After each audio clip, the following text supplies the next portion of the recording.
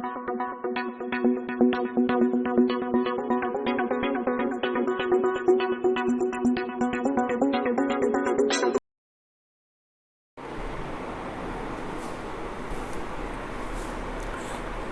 To Mastermind Public Higher Secondary School Pipariya. Dear students, हमने कक्षा 11वीं के फर्स्ट चैप्टर से पार्ट 1 और 2 पिछली वीडियो में हम देख चुके हैं, जिसमें हमने कुछ प्रश्न तैयार कर लिए हैं। उसके आगे आज देखते हैं उसका ही पार्ट 3, जिसमें देखते हैं हम खाता। 17 नंबर का पॉइंट है खाता। क्या होता है खाता? व्यवसाय में होने वाले लेन देनों को, व्यवसाय में जो लेन देन होते हैं, व्यवसाय में होने वाले लेन देनों को वर्गीकृत कर निश्चित शीर्षक में सारांश के रूप में लिखा जाता है, उसे क्या कहते हैं? हम खाता कहते हैं। मतलब व्यवसाय में जो लेन देन होते हैं उनको वर्गीकृत कर, बांट कर एक निश्चित शीर्षक में सारांश के रूप में यदि लिखा जाता है, जहाँ उसे हम क्या कहते हैं? खाता कहते हैं। अगला पॉइंट 18, प्रविष्टि। प्रविष्टि क्या होता है? व्यापार में होने वाले लेन देनों को, व्यापार में होने वाले लेन देनों को हिसाब किताब की पुस्तक में लिखना प्रविष्टि करना कहलाता है। मतलब व्यापार में जो लेन देन होते हैं उनको, जो व्यापार की जो हिसाब किताब की पुस्तकें होती हैं, उसमें लेन देनों को लिखना क्या करना कहलाता है? प्रविष्टि करना कहलाता है। ठीक है। अगला पॉइंट नामे। 19 नंबर का पॉइंट है नामे। देखिए, कोई भी खाता होता है उसके 2 पक्ष होते हैं। ठीक है, तब तो पता है। कोई भी खाता होता है, अपने पढ़े हैं, कोई भी खाता होता है उसके 2 पक्ष होते हैं, एक बायां पक्ष और एक दायां पक्ष। ठीक है।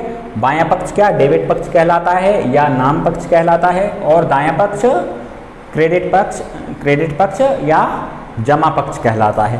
तो लेन देनों को डेबिट पक्ष में या नाम पक्ष में लिखना नामे करना कहलाता है। ठीक है।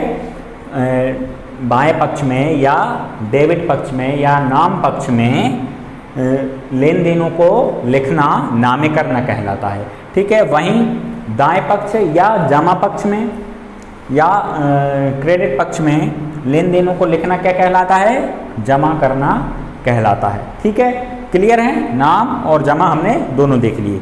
कोई भी खाता होता है उसके 2 पक्ष होते हैं, एक बायां पक्ष, दूसरा दायां पक्ष। ठीक है। तो डेबिट पक्ष, बायां पक्ष डेबिट पक्ष और दायां पक्ष क्रेडिट पक्ष। और डेबिट पक्ष में लेन देनों को लिखना नामे करना कहलाता है, और दाएं पक्ष में क्रेडिट पक्ष में लेन देनों को लिखना जमा करना कहलाता है। ठीक है। क्लियर है? उसके आगे देखेंगे लेखा पुस्तकें। व्यापार में होने वाले लेन देनों को या व्यापार में होने वाले लेन देनों का लेखा करने के लिए व्यापारी द्वारा जिन पुस्तकों को रखा जाता है उन्हें क्या कहते हैं? लेखा पुस्तकें कहते हैं। या व्यापारी द्वारा जो व्यापार में लेन देन होते हैं उनका लेखा करने के लिए जिन पुस्तकों का उपयोग किया जाता है या रखा जाता है व्यापार में, उन्हें हम व्यापारिक भाषा में मतलब लेखा पुस्तकें कहते हैं। ठीक है। अगला पॉइंट 22, दिवालिया। दिवालिया क्या होता है? जब कोई ऋणी विभिन्न ऋणदाताओं से ऋण ले लेता है और उस ऋण को वापस करने में असमर्थ हो जाता है, या उधार ले लिया और उसे चुकाने में असमर्थ हो गया या उसे चुका नहीं पाता है, उसका भुगतान नहीं कर पाता है, तो कानून की नज़र में उसे क्या कर दिया जाता है? दिवालिया घोषित कर दिया जाता है। ठीक है। कानून की नज़र में उसे दिवालिया घोषित कर दिया जाता है। ठीक है। उसे दिवालिया कहते हैं। बट्टा। जब विक्रेता द्वारा अपने ग्राहकों को एक निश्चित दर से एक छूट या रियायत दी जाती है, उसे हम क्या कहते हैं? बट्टा कहते हैं। मतलब विक्रेता द्वारा या व्यापारी द्वारा अपने जो ग्राहक होते हैं उनको छूट या रियायत या डिस्काउंट दे दिया जाता है, तो उसे हम क्या कहते हैं? बट्टा कहते हैं। ठीक है। बट्टे को अपन आगे और देखते हैं।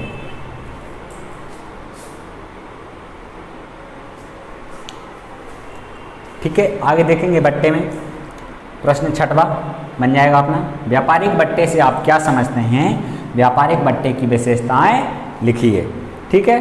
व्यापारिक बट्टा क्या होता है हम देखेंगे। व्यापारिक बट्टे का अर्थ, देखिए, विक्रेता द्वारा जब अपने ग्राहकों को या जब अपने ग्राहकों को माल का क्रय करते समय या माल का क्रय करने के समय जो छूट या रियायत दी जाती है उसे हम क्या कहते हैं, व्यापारिक बट्टा कहते हैं। मतलब विक्रेता द्वारा या व्यापारी द्वारा क्रेता को या ग्राहक को माल का क्रय करते समय जो छूट या रियायत दी जाती है उसे हम क्या कहते हैं, व्यापारिक बट्टा कहते हैं। मतलब मान लीजिए कोई दुकानदार है या व्यापारी है, उसके पास कोई जैसे ग्राहक आता है कोई भी माल खरीदने के लिए, तो उसका क्रय करते समय, क्रय विक्रय जो लेन देन हो रहा है उस समय दुकानदार द्वारा क्या है, उस ग्राहक को एक छूट मूल्य में, उस वस्तु के मूल्य में या माल के मूल्य में एक छूट या डिस्काउंट दे दिया जाता है, तो उसे क्या कहते हैं हम, व्यापारिक बट्टा कहते हैं। ठीक है, क्लियर है।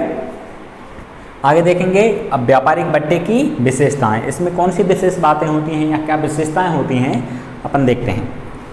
पहला पॉइंट, क्रय विक्रय के समय देना। व्यापारिक बट्टा कब दिया जाता है, क्रय विक्रय के समय दिया जाता है। मतलब जब वस्तु का या माल का क्रय विक्रय किया जाता है उस लेन देन के समय ही क्या किया जाता है, व्यापारिक बट्टा दिया जाता है। ठीक है, क्लियर है। मतलब जब दुकानदार वो बट्टा कब देगा, जब उसके पास कोई ग्राहक माल खरीदने आएगा या जो भी वस्तु खरीदने आएगा तो उस समय वो माल खरीदेगा, तो उस समय क्या किया जाएगा, विक्रेता द्वारा या व्यापारी द्वारा उसे व्यापारिक बट्टा दिया जाएगा या डिस्काउंट दिया जाएगा। अगला पॉइंट, दूसरा, अंकित मूल्य पर गणना। अब इस बट्टे की गणना काय पे की जाती है, देखेंगे अंकित मूल्य पर गणना। व्यापारिक बट्टे की गणना वस्तु के अंकित मूल्य पर की जाती है। मतलब कितना डिस्काउंट देना है, कितना बट्टा देना है, ये कैसे इसकी गणना की जाएगी, कैसे निकाला जाएगा, तो अंकित मूल्य पर गणना। मतलब जो वस्तु का छपा हुआ मूल्य रहता है या अंकित मूल्य रहता है, जो वस्तु पे छपा रहता है उसको क्या कहते हैं, अंकित मूल्य कहते हैं। उस पर ही इसकी गणना की जाती है। मान लीजिए कोई भी वस्तु है 100 रुपये की है, 100 रुपये की वस्तु है। अब दुकानदार ने इस पर 10% का बट्टा देना है। ठीक है, तो 100 का 10% 10 हुआ। ठीक है, तो इस पर क्या है, 10, इस पर छपा हुआ मूल्य, अंकित मूल्य कितना है, 100 रुपये है। डिस्काउंट कितना देना है दुकानदार को, 10 रुपये का या 10% डिस्काउंट देना है। तो ये कितने में विक्रय की जाएगी, ये वस्तु 90 रुपये में की जाएगी, क्योंकि 100 रुपये की वस्तु थी। इसका अंकित मूल्य कितना था, वस्तु का मार्कर का कितना था, 100 रुपये, लेकिन इस पर 10 रुपये का क्या डिस्काउंट दे दिया, तो कितने में विक्रय की जाएगी, ये 90 में की जाएगी। ठीक है, तो व्यापारिक बट्टे की गणना काय पे की जाती है, वस्तु के अंकित मूल्य पर या छपे हुए मूल्य पर की जाती है। ठीक है, आगे देखेंगे बीजक में दर्शाना। व्यापारिक बट्टे को बीजक में दर्शाया जाता है या बिल में इसको लिखा जाता है। ठीक है, व्यापारिक बट्टे को बीजक में दर्शाया जाता है। अगला पॉइंट, हिसाब किताब की पुस्तकों में लेखा नहीं। व्यापारिक बट्टे का लेखा, व्यापार में जो व्यापार की जो हिसाब किताब की पुस्तकें होती हैं उसमें इसका लेखा नहीं किया जाता है। ठीक है, व्यापारिक बट्टे का लेखा हिसाब किताब की पुस्तकों में नहीं किया जाता है। अगला पॉइंट है 5वां, प्रत्येक ग्राहकों को प्राप्त होना। व्यापारिक बट्टा क्या, व्यापारिक बट्टा अपने मतलब व्यापारी के अपने जो भी ग्राहक होते हैं सभी ग्राहकों को दिया जाता है, या व्यापारिक बट्टा प्रत्येक ग्राहकों को प्राप्त होता है। मतलब व्यापारिक बट्टा है जो दुकानदार यदि डिस्काउंट रखेगा किसी वस्तु पे कि भाई आप हमारी दुकान से ये वस्तु खरीदेंगे या क्रय करेंगे तो इस पर आपको 10% डिस्काउंट दिया जाएगा। तो क्या है, जो भी ग्राहक उसको खरीदेगा उसको ये डिस्काउंट दिया जाएगा। ठीक है, ऐसा तो नहीं कोई स्पेशल ग्राहक रहेंगे उनके लिए है, नहीं, ऐसा नहीं है। व्यापारिक बट्टा क्या है, सभी ग्राहकों को दिया जाता है, या जो भी अपने दुकानदार के जो भी ग्राहक रहते हैं, जो भी माल का या वस्तु का क्रय करते हैं, उन सभी को व्यापारिक बट्टा दिया जाता है। ठीक है, हमने व्यापारिक बट्टे का अर्थ भी देख लिया और उसमें क्या विशेषताएं होती हैं, क्या विशेष बातें होती हैं, ये भी देख लिया। ठीक है, आगे देखते हैं।